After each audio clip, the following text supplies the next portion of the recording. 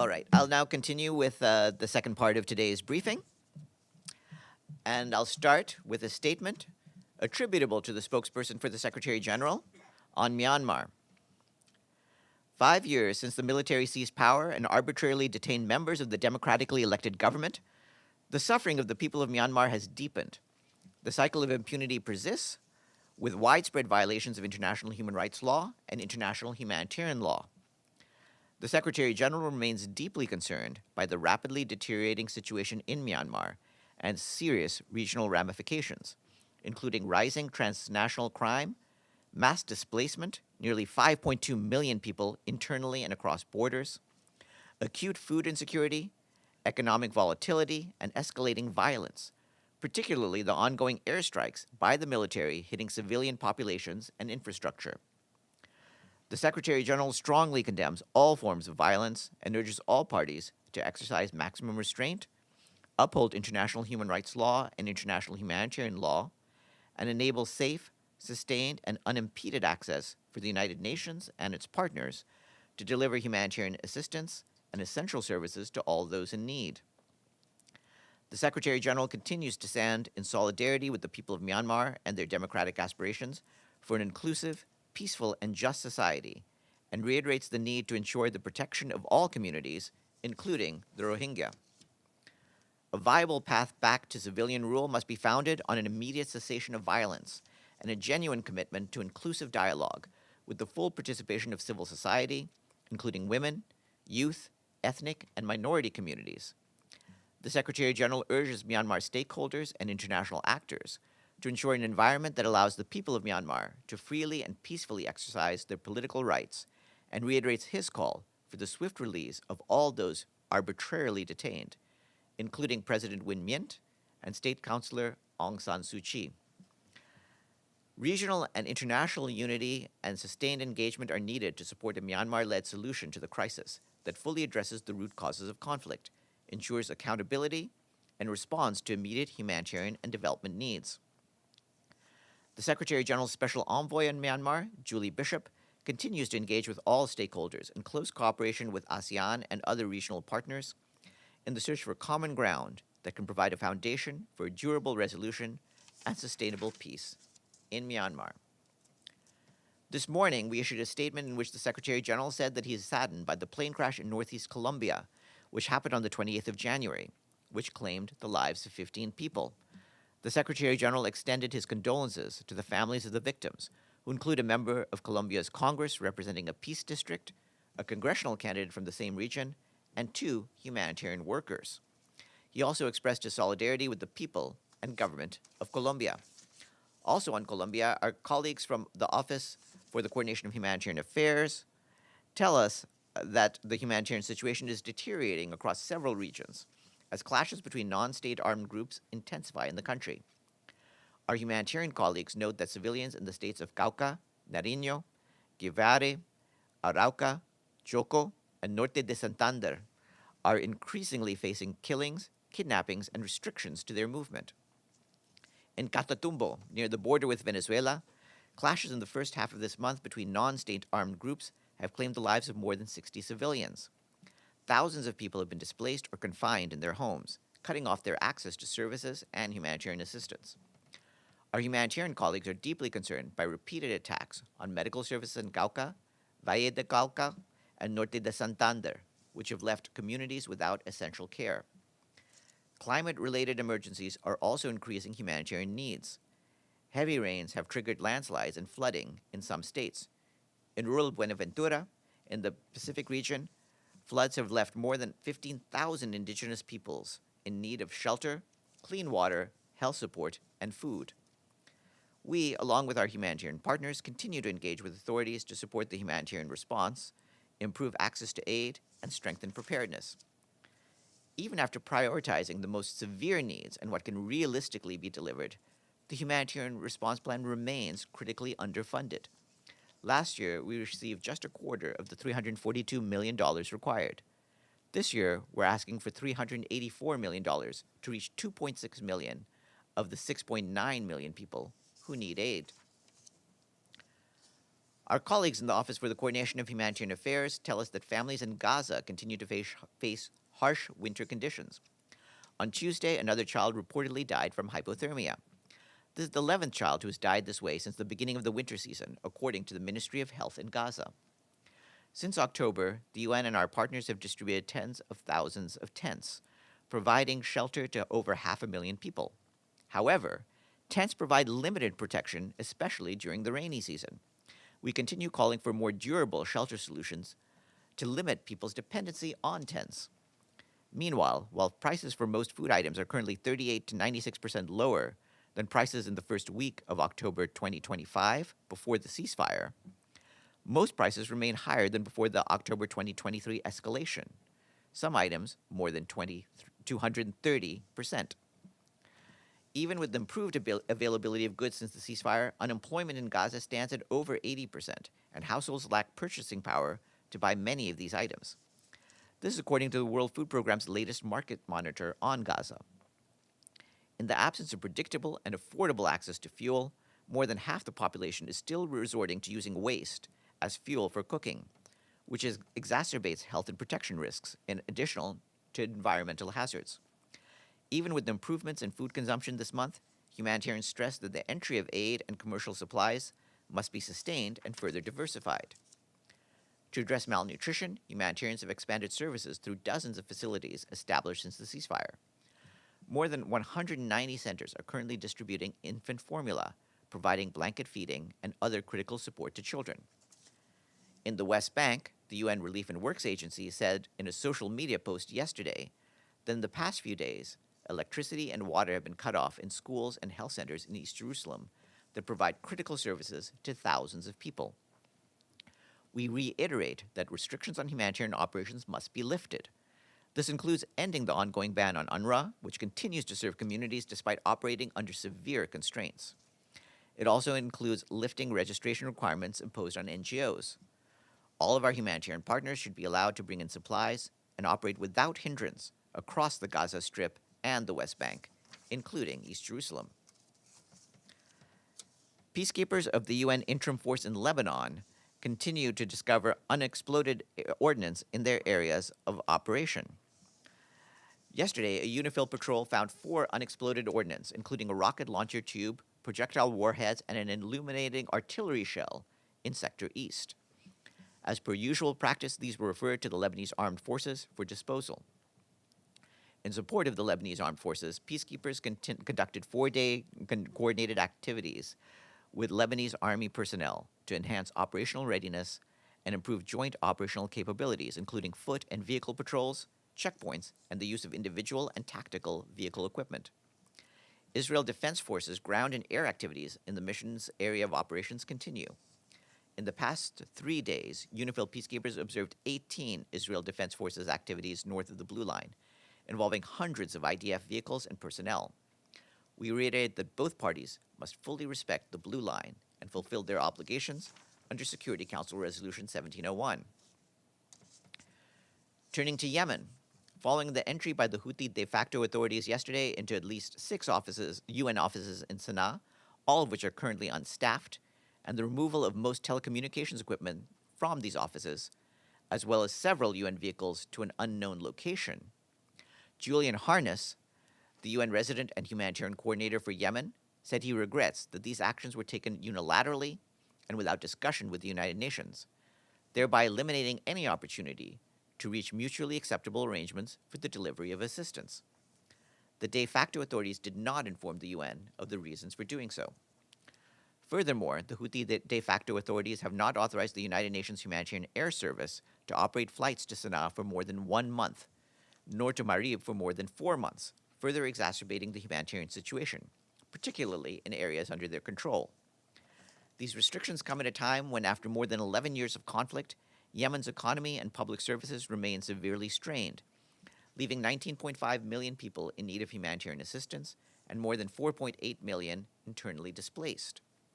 We recall Security Council Resolutions 2801 and 2813, which call upon the Houthis to enable a safe and secure operating environment, including through the immediate and unconditional release of all detained personnel from the United Nations, non-governmental organizations, and diplomatic missions. From Sudan, the Office for the Coordination of Humanitarian Affairs warns that the situation in the state of South Kordofan is deteriorating rapidly, with civilians facing escalating violence, continued displacement, and a near total collapse of basic services. This week, the security situation in the city of Dilling worsened significantly, with intense artillery shelling and drone strikes reported across multiple neighborhoods. Local sources indicate that dozens of civilians have been killed, but telecommunications disruptions are preventing the verification of casualty figures.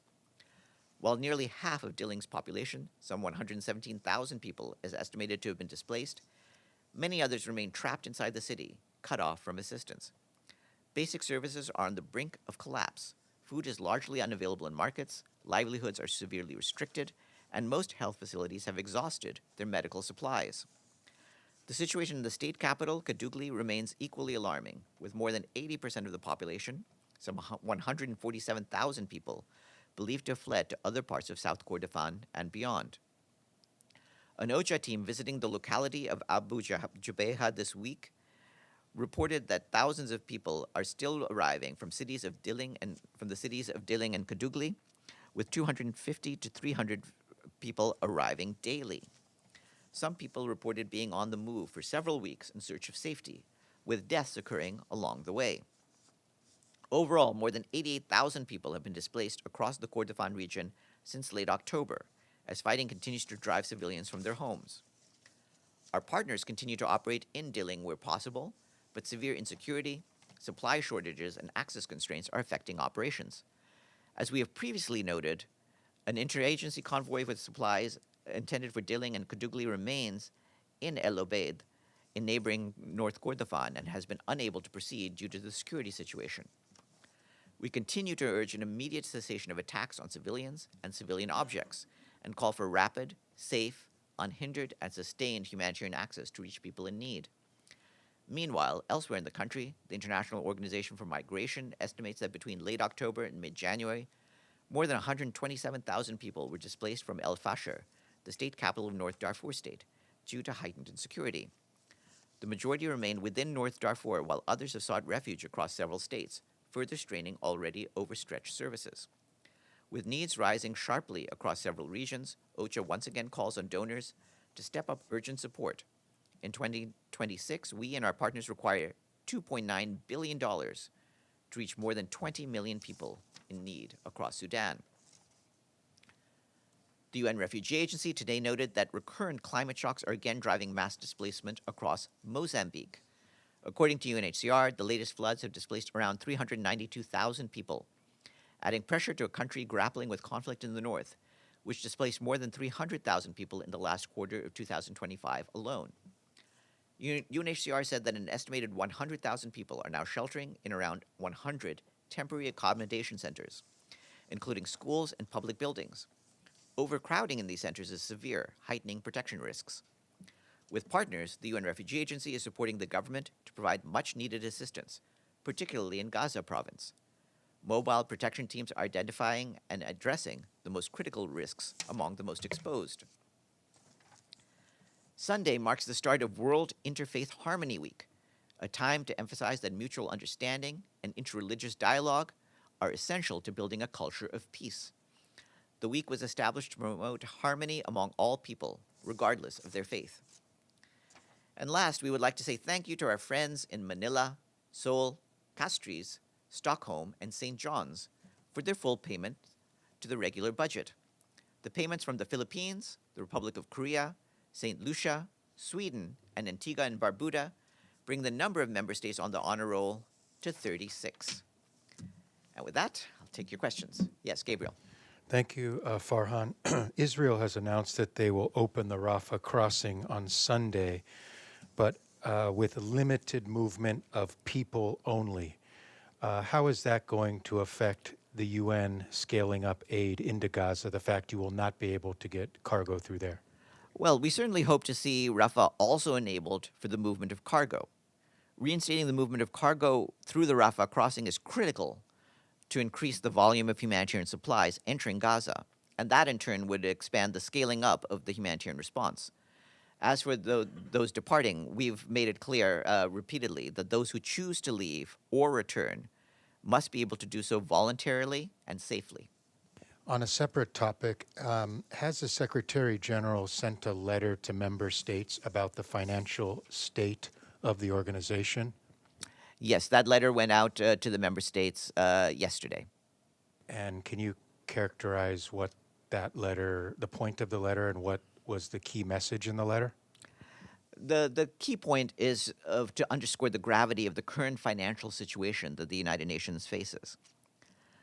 The Secretary General has, as you know, repeatedly made clear the problem both of non-payment of dues by member states and the related problem of the UN being forced to repay member states for budget expenses that it does not budget money that it does not spend, so those two factors have put us on an unsustainable trajectory. The Secretary General had already warned last November that returning nearly $300 million in credits would trigger a liquidity crisis for our budget this year. And now, of course, we are facing that crisis now. And I'd like to point out that we ended, although more than 150 member states paid their dues last year, we ended 2025 with a record $1.56 billion in outstanding dues, which is more than double that of the previous year. So unless either the payments come in or we're not compelled to spend, to return the monies that we are not able to spend because we didn't receive the budget, unless one of those two things happen, we face a real danger of running out of money. And in the letter, he said, he warned that if there weren't changes, that there could be a financial collapse of the organization. Those are pretty strong words that certainly are going to cause alarm, perhaps, with anyone that receives that letter. Why is he saying this now? And is that hyperbole, or is that really the reality? It's not hyperbole. The people who handle our finances simply look at the numbers. And over the years, we've had to scramble and use whatever funds we have available to keep our operations going. Once our reserves have dwindled to this extent, our ability to do that has been undercut. For when it comes to paying, it's now or never. We do not have the sort of cash reserves and the sort of liquidity to keep functioning as we've done in previous years. And this is something that the Secretary General has warned with increasing strength each year. Yes, Namo. Thank you, Farhan. I haven't heard you make a statement about the comprehensive agreement, so-called comprehensive agreement signed between the Syrian Democratic Forces and Damascus today. Do you think we will have something about that? Yes, I believe we will have something about that for you later. This is something that we've been monitoring. I do expect that sometime this afternoon we will have more to say. For now, it's clear that it's welcome to have an agreement between the Syrian government and the Syrian Democratic Forces. And of course, we want all sides to work swiftly to ensure the implementation of that agreement. But we expect more later on today. Yes. Bahmak Abbasi, BBC Persian. Can I get maybe a bit of a clarity on what Secretary General said yesterday regarding Iran? He was asked repeatedly about the scale of the catastrophe, a number of people who've been killed in the thousands of thousands, and what the reaction has been. And he said he has had a conversation with Iranian officials, but he didn't elaborate on which one, what has been, the result of these conversations, given that we now know that the government on January 8th and 9th opened fire, sprayed a crowd of women, children, young people demonstrating, unarmed protesters killed, in the tens of thousands injured and killed. Do you think you can shed light on just the conversations or the statement? Because there's only been one statement of condemnation that came the first day. That statement of condemnation still applies, and we continue to be concerned about the killings of protesters. All people everywhere, including Iran, have the right to protest peacefully, and that right must be protected. The reports have been alarming. You've seen what our Human Rights Office has been saying. You've seen the Secretary General's statement. He has spoken with different Iranian officials. I would like to point out also that our head of political affairs, Rosemary DiCarlo, when she was in Afghanistan, met with the senior Iranian official, the ambassador there, and also underscored our human rights concerns. And this is something we're doing in all of our interactions with the Islamic Republic. Talked about with which officials in Iran? Is there going to be a readout of what that was, that interaction? I mean, when we believe it's useful to identify speakers, we do so. But when it works better, in terms of not providing those details, we have to just give you the overview of this. You've seen what the statement says. The things that we've been saying in public about Iran is also what the Secretary General has been conveying in private. Beyond that, we don't have any further details to share at this stage. And lastly, apart from the killing that happened on January 8th and 9th, it's an ongoing situation. Amnesty International just came out about an hour ago with a statement about thousands of detainees, many of them in danger of being tortured and even executed. I personally spoke with somebody this morning who recounted a young woman who was being arrested because she took part in protest and died while getting arrested because they beat her up so hard. Do you think the response generally, having seen the Secretary General go in front of cameras, response to this has been proportionate? We're talking about tens of thousands of people killed and injured in less than 48 hours. Well, the Secretary General has been very clear in his condemnation of this, and indeed he said it again in this very room yesterday, and will continue to hold Iran to account. They have to abide by international human rights law, and they have to make sure that that excessive force is not used, and particularly that force is not used against peaceful protesters. Islam. Thank you, Farhan. I have a question on UN budget issue. I wanted to ask this question to Mr. Ramanathan, but just before you, but I wasn't given opportunity. Perhaps they didn't see my hand. So I would like to direct to you. Mr. Ramanathan spoke about. I'm sorry, Islam. Background briefings are on background. Please do not disclose that at this public briefing. Okay, let me ask in general then, if I may. Yes, please. Can I ask in general, to the best of your knowledge? My understanding is that there's some regulation problem at the UN regarding the budget. Regulations are not sort of Bible, as far as I know, can be changed by the 2/3 of the UN General Assembly with the agreement of P5. Again, to the best of your knowledge, has there been any initiative to amend these regulations? And if not, what kind of obstacles have prevented such changes? Ultimately, this is something that we have brought to the attention of member states. It's something that the Secretary General brought to the attention of the member states just yesterday in a letter. And you're quite right that the member states can change their regulations, but we are counting on them to understand the severity of the situation we face and to take action appropriately. Okay. And Farhan, if I may ask second question, please. Yes. On Iran. There are reports that Turkish President Erdogan offered teleconference between parties, U.S. and Iran presidents, and U.S. President Trump expressed sort of interest. And today, Iranian foreign minister was in Turkey. He also said that they are open to negotiations. Does the UN involve in this kind of backdoor diplomacy, pushing the parties to sort of negotiate to solve the problem with the diplomacy rather than military strikes.